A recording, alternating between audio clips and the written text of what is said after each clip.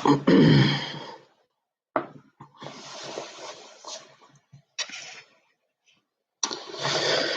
عليكم ورحمة الله وبركاته.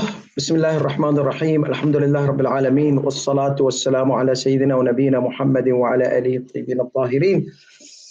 So inshallah today we are going to take from the part 26 of the Quran, الجزء 26. الجزء 26 is like and we are going to take surah number 50, surah Qaf. So make sure that your Quran is open. I may ask you about the number of the ayat or the part of this, or I may ask you the author of the book, or I may ask you the number of the ayat which the specific fadila is mentioned. Okay, so, and sorry about the delay today. There were some issues, technical issues as usual. So open your book, Quran, and you can follow with me. If you have English interpretation, you can follow the English interpretation. We are going to take Surah Al-Qaf from ayat 19. Ayat 19. أعوذ بالله السميع العليم من شر الشيطان اللعين الرجيم. بسم الله الرحمن الرحيم. وجاءت سكرة الموت بالحق ذلك ما كنت منه تحيد ونفخ في الصور ذلك يوم الوعيد وجاءت كل نفس معها سائق وشهيد لقد كنت في غفلة من هذا فكشفنا عنك غطاءك فبصرك اليوم حديد وقال قرينه هذا ما لدي عتيد ألقيا في جهنم كل كفار عنيد مناع للخير معتد مريب الذي جعل مع الله إلها آخر فألقياه في العذاب الشديد آمنا بالله صدق الله العلي العظيم اللهم صل على محمد. Okay, so today we are going to discuss about the death. As usual, we are living enough death. We are hearing in the news death. Well, that is bad news. I'm going to give you good news. I'm going to make your spirit stronger, okay? Not to fear death. Death is inevitable. Death is going to come. You cannot escape death. Death has been floating around us all the time. The only time this COVID-19 virus has opened the curtains away from us, and now we are perceiving the death. We are seeing the death every day. Like every day, an average at least one is dying in each country. At least, I'm saying. If we divide the death in United States, where there's so many deaths, to countries where there are no deaths, or there are a few, if we divide all of them, you will find this on average. You can divide them on each country, at least if not more than 5, at least 1 death per day is happening every day. Okay, it's more, but I'm just telling you the minimum amount. Okay, so you can double check the average of. So each country, as there is death. Okay, so death is here, death is there. Today I got to receive, may Allah subhanahu wa ta'ala rest their souls in peace. I received a few mu'mineen. I know them, they died today. May Allah subhanahu wa ta'ala rest their soul in peace. And we are going to recite Surah Al-Fatiha for them at the end of this session. So now, death is there. Death is inevitable. We cannot escape death. So let's submit to it. We cannot run away from death. So why are we doing this 20 seconds, قُلْ أَعُوذُ بِرَبِّ الْفَلَقِ and قُلْ أَعُوذُ بِرَبِّ النَّاسِ, and this is to keep the causes of death away. We are responsible of keeping the causes of death away. We are responsible of avoiding the causes of the death, not the death. Death, even if you washed your hand, you recited the whole Jawshan al-Kabir, and you took a shower in the disinfectant, or the crazy people that they drink or whatever. Anyhow, or inject, some crazy idea was that people should inject disinfectant. Anyhow, regardless of how it was said, death is inevitable. Death is inevitable. It's coming. So we cannot escape death. We have to stay away from causes of death. That is our responsibility. So if we take the precautionary measures, death is going to come, it's going to come. If we don't take the precautionary measures, we are committing sins. because we are not doing our duties, and the death might not come. Okay, so it is not that the death or not death, it is what is our responsibility. We have to observe, and we are held accountable on our responsibility. If we observe our responsibility properly, then inshallah we will, even if the death comes, we will be free of any kind of sin or crime. Because if you don't stay away from the causes of death, and death comes, then you are considered that you dragged yourself into this death, like semi-suicide kind of thing, you see. Anyhow, and suicide is haram in Islam. So death is inevitable. We cannot escape death. So Allah subhanahu wa ta'ala says in this ayat, وَجَاءَتْ سَكَرَةُ الْمَوْتِ بِالْحَقِّ. The stupors of death, they came with truth.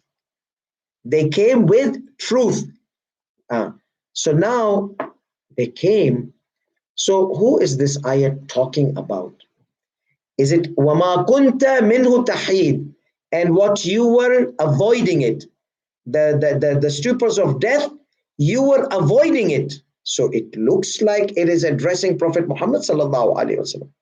So now, if number one, if this, focus with me, if this is addressing the Prophet Muhammad sallallahu alaihi wasallam, that Prophet Muhammad was avoiding the death, that means this ayat should have descended on the day of the death of Prophet sallallahu alaihi wasallam, because it says وَجَاءَتْ, that the stupors of death, agony of death, came with truth. Okay, came with truth. So now, but it did not. So now this is one interpretation. So it cannot be Prophet sallallahu alaihi wasallam. Or let's say it is a metaphorical thing, that, oh Muhammad, when the stupors of death would come, the ones which you used to avoid, because in Arabic these things are used as a metaphor. So that is another thing. The third thing is that no, it is not addressing the Prophet sallallahu alaihi wasallam. It is addressing the people, because most of the people, they are afraid of death. We should not be afraid of death, because Imam Hussein alayhi salatu wasallam taught us not to fear death. Take precautionary measures, but don't be afraid of death, because Imam Hussein told his companions, and if we follow the steps of Imam Hussein, this is also for us. Death is nothing but a bridge which takes you from the place of misery, place of problems, place of hardship, place of pain and agony, prison, to the palace, to place of happiness, to place of pleasure. So that is Imam Hussein alayhi salatu wasalam. He teaches us that death is only a bridge. So tomorrow, inshallah, you're going to be in paradise. He tells his companion in that way. So therefore, death, we should not be afraid of death. Death is inevitable. Death is in the hand of Allah. We should avoid the causes. So who is avoiding? Like there are people, they are afraid of dying. So this is وَمَا كُنْتَ مِنْهُ تَحِيدٌ. It is not addressing the Prophet sallallahu alaihi wasallam. It is addressing the community around the Prophet. That anyone, death comes, death came to you, because in the time of the Prophet sallallahu alaihi wasallam, Khadija alayhi salatu wasallam died. Many of his companions were martyred. Many of the companions died in his time. Okay, the elderly ones. So there were people dying in front of the Prophet sallallahu alaihi wasallam. So when this ayat came, the ayat addresses those people whom the death came to them. That is the third. So the first, it cannot be the Prophet, because it is talking about something which it came. So the Prophet sallallahu alaihi wasallam is still alive. And the second thing is, no, it is going to come to you, O Muhammad, which you were avoiding. So that is also weak opinion. So what is the strong? Strong is the ayat is addressing. That means the ja'at, they are coming continuously. Okay, they are coming. The stupors of death are coming one after another, which people they avoid normally. People they don't like death. Okay, nowadays we can see it obviously. So that is the thing. Now the one of the important strongest opinion is what? That no, the stupors of death did not come. They bring وَجَاءَتْ سَكَرَةُ الْمَوْتِ بِالْحَقِّ. Stupors of death, they bring the truth with itself, the truth with it. So stupors of death are associated with the truth, because Imam Ali alayhi salatu says, once a person dies, the curtains are away, okay, and sees everything.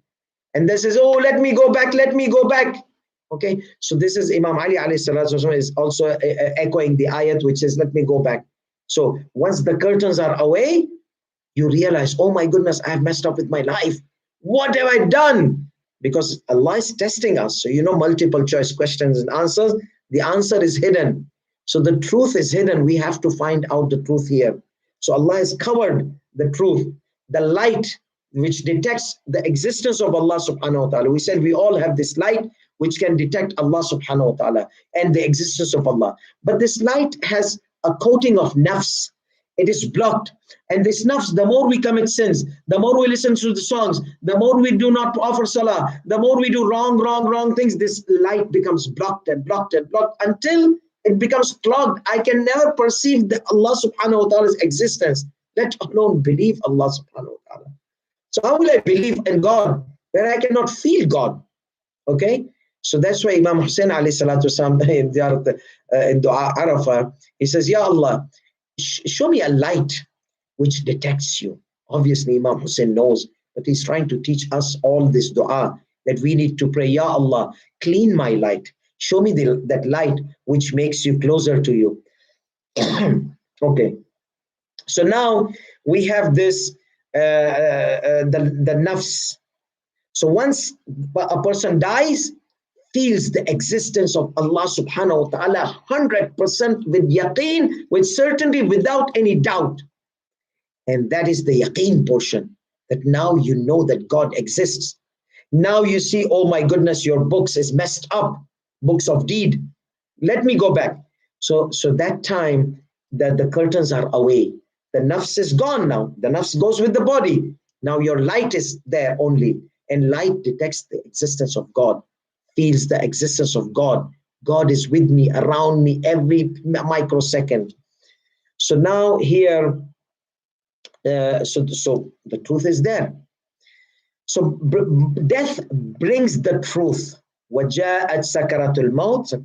The stupors of death, pains of death, agony of death, they brought the truth with it. That means the curtains are away and you see the truth. So they brought the truth with it. So now you understand what is the death. So now you understand why Imam Hussein is not afraid of death, because he's going to have this removal of the barrier between him and Allah. Amir al-Mu'mineen alayhi salatu wasalam, Rasulullah. So this cannot be Rasulullah was avoiding, because it brings the truth. It brings the existence of God. It brings the certainty of God. It brings all the deeds which you have done, good deed or bad deed. One more opinion, and I'll move to the next verse, because this we say we have to learn a little bit from Ahlul Bayt and Rasulullah. So this is the moral part of it. So if I ask you about the question of a moral part, be ready to answer one of these 5 opinions. And then one of the opinions says, yes, Prophet was avoiding. Even Imam Ali avoids. Imams alayhi salatu wasalam. Why? They want to die because there is existence of God and no nafs there now. The barriers are removed. Okay? But they are also afraid of something. They worship Allah subhanahu wa ta'ala. And they say, Ya Allah, we can never ever worship you the worship you deserve, the worship you are worth of. We can never ever, Ya Allah. Never, Ya Allah.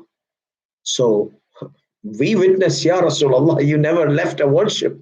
You reached the toppest worship in the whole universe. But inside himself, he says, no, Ya Allah, forgive me. He considers this as sin. Ya Allah, forgive me. Ya Rasulullah, it's not a sin. What about us? He says, no, for me, it is a sin. Ya Allah, forgive me. I've never ever worship you properly. I can never worship you the way you worth. You are absolute. I am limited.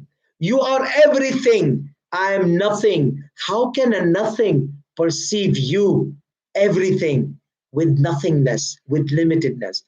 inshallah, Munajat of Imam Ali alayhi salam is recited in the nights of holy month of Ramadan. Try to ponder these beautiful words. Anta al-Mawla, Anta al-Malik wa ana al-Mamluk. You are the master and I am the slave. وَهَلْ يَرْحَمُ الْمَمْلُوكَ إِلَّا الْمَالِكُ. That who will have mercy on the slave other than the master? Because the master has the total control on the slave. Ya Allah, you have total control on me. So have mercy on me. You can punish me. You can pardon me. I beg your pardon, Ya Allah. So the Prophet doesn't want to die. That's an opinion. Because when he dies, he's khalas, finished. The presence of Allah subhanahu wa ta'ala is there. He's embarrassed. Ya Allah, how can I show you my face? And I have not done much. The Amir al-Mu'mineen alayhi salam is embarrassed. Ya Allah, how can I show you my face? How can I meet with you? And I have not done enough. Look at that. Look at the perception of Ahlul Bayt. And then one more opinion says that no, because they have not done enough, you see, that's why they feel that how can they need some more time. But anyhow, that is a weak opinion because we all know that they have this perception. Yes, in the liqa, like when the time of salah comes, time of communication, time of meeting, time of a close meeting between Allah subhanahu wa ta'ala and the imam, they shiver. Ya Allah, this is the time of the salat, time of meeting with Allah. How can we how can we nothing be presence in front of the almighty, all glory? That is a maqam. People like me cannot perceive it, understand it. Maybe you can, inshallah. But a'immatna, salamullah alayhim, the Prophet sallallahu alayhi, when he stands in salat, Allahu Akbar. What a connection between him and Allah subhanahu wa ta'ala. It's a mi'raj and the body is on earth. And that was the mi'raj and the body went in the heavens. So these are salatu mi'raj al-mu'min. Let's come back to this ayat. So therefore, the best opinion is that this ayat addresses the evil ones, not Rasulullah, not the believers. Those evil ones who are afraid of dying because they don't have anything, they don't believe in akhirat, they don't believe in God. They are afraid of dying because everything they have is in this world. So that one of the guy comes to one of the imams, alayhi salatu wasalam, he says, Yabna Rasulullah, why are you guys not afraid of death? He said, we transferred all our belongings, our furniture, everything on the day of judgment. We are waiting, when will we go there to our belonging and our good things and which we have shifted from here to there. You guys have built everything here. Obviously, you don't want to go there because you are attached here. That's why in one of the opinions, that stupors of death, the pain of death is the connection of the world. It's psychological pain as well, not physical. Physical plus psychological. He doesn't want to go. There's nothing for him there. Everything is here. His palaces, his cars, his Ferrari, Mahari, Lamborghini, whatsoever. Everything is here. Or Tesla. So everything is here. He doesn't want to leave this and go there. So that is one other pain of stupors of death. So therefore, the addressing here is, and how can we prove that? We are going to check the ayat. The next ayat, they all indicate that this thing is the addressing to the evil ones, evildoers, wrong ones, corrupted ones, the ones who had animosities, grudges against the believers. This ayat addresses these kind of people. Well, okay, so here's the death, and now the ayat jumps. This is one of the methods of the Quran. It's understood what happens after that, qabr, barzakh, this and that, and then now the day of judgment. وَنُفِخَ فِي الصُّورِ, the trumpet was blown into. ذَلِكَ يَوْمُ الْوَعِيدِ, that is the promised day. Wa'id is from wa'ad. Wa'ad, in Urdu we say wada kiya, jo wada kiya nibhana padega. Okay, jisne wada kiya, use nibhana padega. So we say in Urdu, wa'ada. In Urdu we say wada, because we don't say in Urdu. Wada kiya. Wa'ad, originally it's wa'ada. Wa'adahu. So wa'ad, wa'id, strong commitment of Allah that there has to be a day of judgment. It is inevitable. You cannot escape the day of judgment. So now Quran, the next ayat, how old days when they used to bring the prisoner, you tie hands and the guy is dragging him to the court and the witness is also beside him. this imagination Quran uses. On the day of judgment, the criminal person is going to come and he is going to be dragged by sa'iq and shaheed. Sa'iq is what? Sa'iq is a driver. He takes you. Driver. Sa'iq, yasuq, siyaqa, drivers, driving, okay? Sa'iq. So sa'iq is bringing the prisoner. One is dragging, there are two angels according to the narration. Now there are other narrations here as well, or other interpretation. I'm going to just take the obvious ones which fits the context of the verses together. We want to link the verses together. So now there are two angels. They write our deeds. Okay? They write our deeds. These two angels, when they write our deeds, one writes good deeds, one writes bad deeds. The good deeds, somehow, in some of the narrations, he has the control. He's the boss. So whenever somebody does bad deed, he tells them, wait, don't try it now. Don't stop. But he has done bad. No, wait. Give him some time. Give him 8 hours. In some hadith, 8 hours. So the sin is not written in the book. Give him 8 hours. Okay? Some riwayat says give him 6 hours. Some says give him a day. Don't write the sin. If he does not repent after that, write it down in the book. Okay? So then it is written. So you are given a chance to repent as quickly as possible. Ask Allah's forgiveness as quickly. Don't delay your istighfar. Shaitan wants you to delay your istighfar. Shaitan is enjoying. He was able to drag you into a sin. He's a party. He's a party with his shaitanic groups. So now, if you don't do istighfar, he's enjoying. Once you do istighfar, his party becomes messed up. Okay? His party becomes all sad, grief. Oh my goodness, what has he done? I tried very hard to drag him. He did istighfar. He did tawbah. Finish. All my efforts gone waste in the water. Okay, so now this is so there are two angels. So, and the good ones, and both are good ones. But the angel who writes good deed, he writes good deed based on your intention. So that's why whenever you plan, always plan to do good. Even if you're not able to do it, the 1 point you will get. You will get 1 point, even if you're not able to do it. So always plan, always make intention to do good deeds. You will get it. Okay? And if you do it, you get 10 times the reward. It puts multiply by 10. So when you intend good deeds, serious intention, not just like floating intention. No, you want to do this. But if you're not able to do it, they are going to record a deed for you. And if you do it, they are going to make it 10 times. So now these two are coming, dragging. Okay. لَقَدْ كُنْتَ فِي غَفْلَةٍ مِّنْ هَذَا. You were heedless about this thing. You were oblivious. You did not know. I mean, you know, but you were heedless. You did not pay attention. You were told, but you did not pay attention. So now, فَكَشَفْنَا عَنْكَ غِطَاءَكَ فَبَصَرُكَ الْيَوْمَ حَدِيدٌ. We have removed the curtains from you. That nafs is gone now. The light is sharp now. Hadid is iron, but here hadid means sharp. Now your sight and insight is sharp.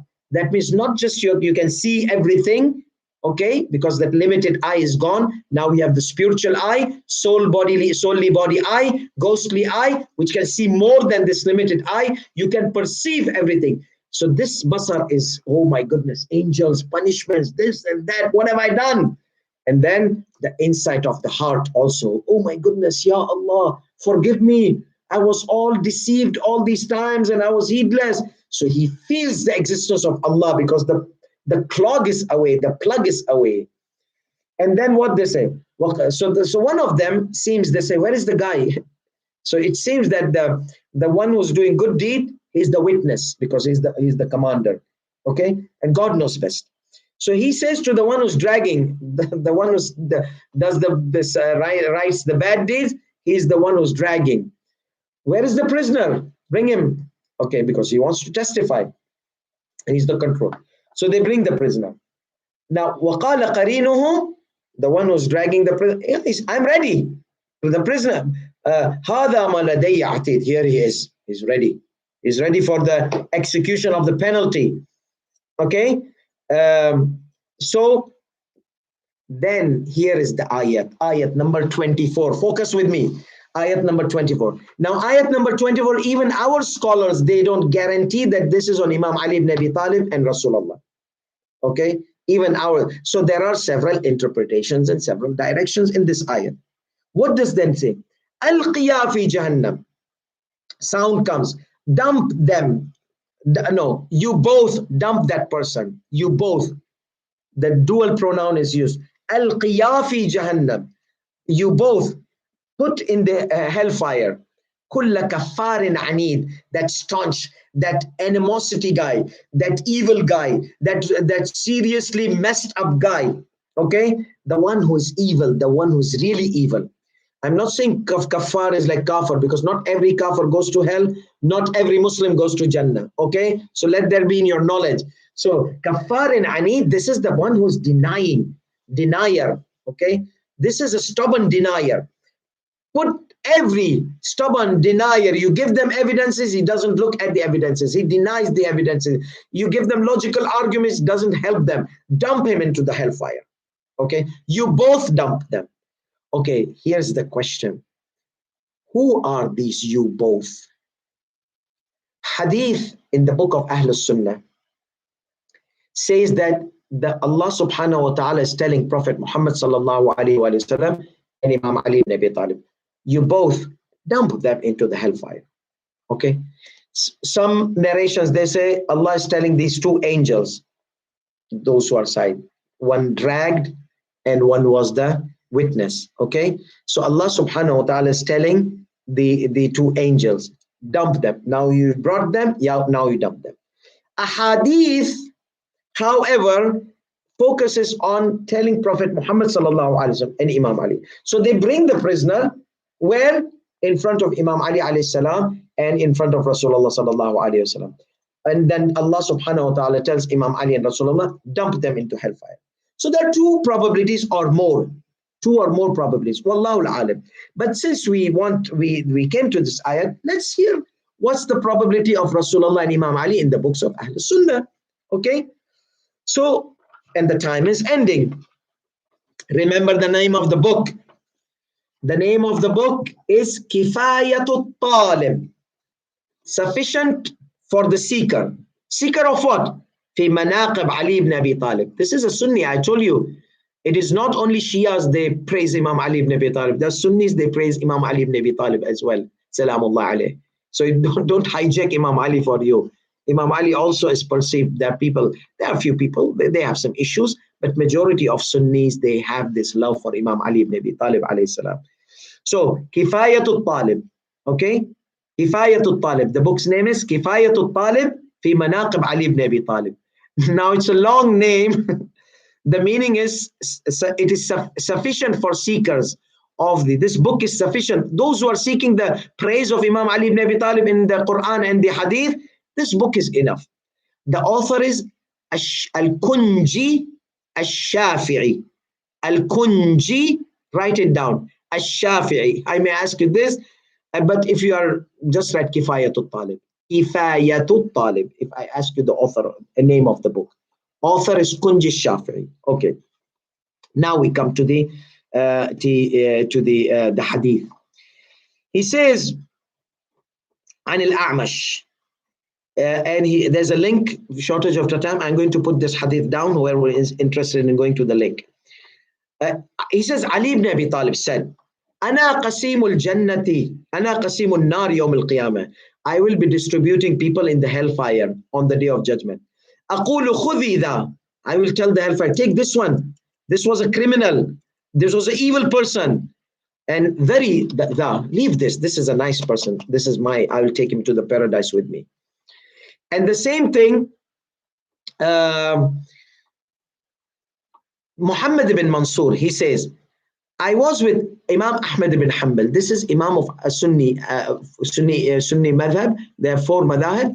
Imam Ahmad ibn Hanbal, Imam Malik, Imam Shafi'i, Imam Hanafi. There are four madhab, Maliki, Hanbali, Shafi'i, Hanafi. So Imam of Hanabila, Imam Ahmad ibn Hanbal, he says, فقال له رجل يا أبا عبد الله ما تقول في هذا الحديث الذي يروى. What do you say, Imam Ahmad ibn Hanbal, about this hadith which is said that Ali said, I am the one who's going to distribute into the hellfire. Look at Imam Ahmad ibn Hanbal, what he says. He's the Sunni Imam. He says, وَمَا تُنْكِرُونَ مِنْ هَذَا الْحَدِيثِ. What do you deny of it? What's the problem? I don't see any problem in the hadith. أَلَيْسَ رَوَيْنَا. Haven't we narrated, so we Sunnis narrated that the Prophet sallallahu alaihi wasallam told Ali, لَا يُحِبُّكَ إِلَّا مُؤْمِن. No one loves you except a believer, a mu'min. And no one hates you except a hypocrite. So hypocrite hates Imam Ali ibn Abi Talib. Okay? Anyone who hates Imam Ali ibn Abi Talib is a hypocrite. According to Imam Ahmad ibn Hanbal's narrated hadith. قُلْنَا. They said, we said, Bala, yes, we heard about that. Narrated. قال Imam Ahmad ibn Hanbal says, فَأَيْنَ الْمُؤْمِنِ. Where will Allah subhanahu wa ta'ala put the believer? قُلْنَا فِي الْجَنَّةِ. Obviously, believer will go to Jannah. قال فَأَيْنَ الْمُنَافِقِ. Where will the hypocrite go? Obviously, قُلْنَا فِي النَّارِ. So then what's the problem? Then Ali's love is going to take you Jannah. Hating Ali is going to take you hell. Okay, so Ali is the divider between the Jannah and the Jahannam, between the hell and between the heaven and the hell. قال فَعَلِيٌّ قَسِيمٌ النَّارِ. That means Ali will be the cause of putting people, dumping people in the hellfire. And then, so then there are another hadith in other books. I'm not going to mention the other books because I don't want you to get confused with this book. Another hadith is more explicit. It is an al-A'msh. Al-A'msh says, one day he was sick. A'msh was sick. It's a Sunni companion, one of the Sunni scholars of hadith and scholars. He said that you are talking about Fadail of Ali ibn Abi Talib. They asked A'msh. He says, yes. Okay, you want to hear one? Let me sit down. So he was like sick and he was reclining. So let me sit. Support me. So they made him sit. He says, now listen. Now listen. Asnaduni fasnad. Faqala. Then he narrates narration linked to Abi Sa'id al-Khidri. Abi Sa'id al-Khidri is from the companions where Ahlul Sunnah, they narrate his hadith. قال Rasulullah sallallahu alayhi wa sallam. Rasulullah sallallahu alayhi wa sallam said, إذا كان يوم القيامة. If it was the day of judgment, قال الله تعالى لي ولعلي ibn Abi Talib. Allah will tell me and he will tell Ali ibn Abi Talib. He will tell both of us. Allah will tell both of us. أدخلا النار من أبغضكما. Those who hate you, O Muhammad and O Ali, those who hate you, dump them into the hellfire. وأدخل الجنة من أحبكما. And put those people in paradise, those who love you. وذلك قوله تعالى, and this is the tafsir of Allah's word. القيا في جهنم. You both dump in the hellfire. كل كفار عنيد. Those who are staunch and very evil person. أي كفار بنبوتي. The one who's stubborn in denying my prophethood.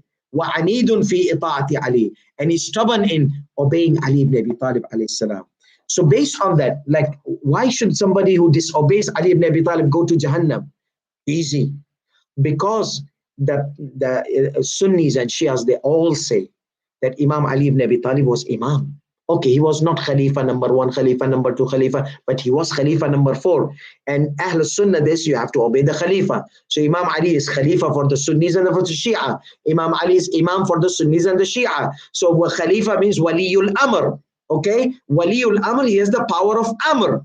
Okay, so now power of Amr, authority he has.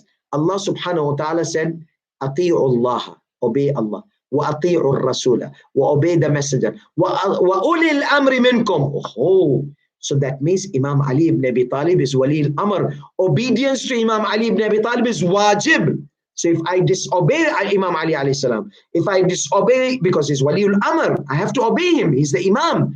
If I disobey Imam Ali alayhi salam, I'll go to Jahannam. If I disobey Rasulullah sallallahu alayhi wa sallam intentionally, deliberately, I'll go to Jahannam. And if I disobey Allah subhanahu wa ta'ala intentionally, deliberately, I'll go to Jahannam.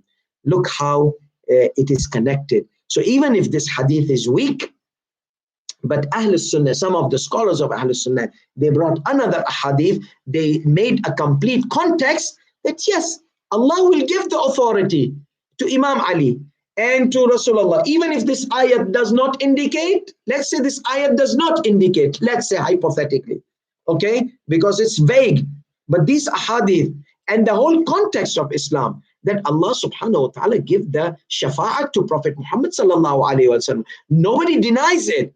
And Amir al-Mu'mineen alayhi salatu wasallam will have shafa'at, intercession. What does intercession mean? That you can take people out from Jahannam, whomsoever you want, and put them in paradise. So they distribute people in the paradise and the heaven. What's the big deal? So even if, let's say, hypothetically, this ayat is vague, then the context is there in so many ahadith that Imam Ali and Rasulullah sallallahu alaihi wasallam, they can dump people into the hellfire, they can take people into the paradise. Now, quickly, the question, the time has gone.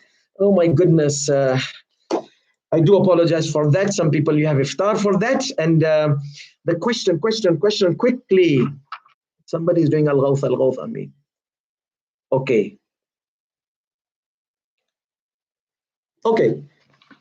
Which juz'ah of the Quran is Surah Al-Qaf?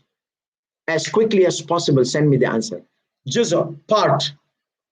Quran has 30 juz'ah. Surah Al-Qaf, which we recited today, in which juz'ah it is. That's it. Send me the answers, and we'll end with recitation of Surah Al-Fatiha, because today also we had one marhum, the Mu'mineen, and there are other marhumeens also. They have died, and we ask Allah subhanahu wa ta'ala to protect every mu'min and every beloved ones and every peaceful person on the face of the earth from the evil of this virus. And may Allah subhanahu wa ta'ala cure all those sick ones who have been affected and infected with this virus. May Allah subhanahu wa ta'ala cure them as soon as possible, and bless us this holy month with all the blessings, and give us inspiration to whatever pleases Him and not pleases us to do in this holy month. Pleases Allah subhanahu wa ta'ala. Ameen Rabbil Alameen. Wa akhiru da'wan alhamdulillah Rabbil Alameen. Wa sallallahu ala Muhammad wa alihi tayyibin al-tahirin. We recite Surah Al-Fatiha for all those marhumin, especially the ones who died today. Bismillahir Rahmanir Rahim. Alhamdulillahi Rabbil Alameen. Ar-Rahmanir Rahim. Maliki Yawmiddin. إياك نعبد وإياك نستعين اهدنا الصراط المستقيم صراط الذين أنعمت عليهم غير المغضوب عليهم ولا الضالين بسم الله الرحمن الرحيم قل هو الله أحد الله الصمد لم يلد ولم يولد ولم يكن له كفوا أحد إن الله وملائكته يصلون على النبي يا أيها الذين آمنوا صلوا عليه وسلموا تسليما اللهم صل على محمد وآل محمد. Thank you so much. والسلام عليكم ورحمة الله وبركاته.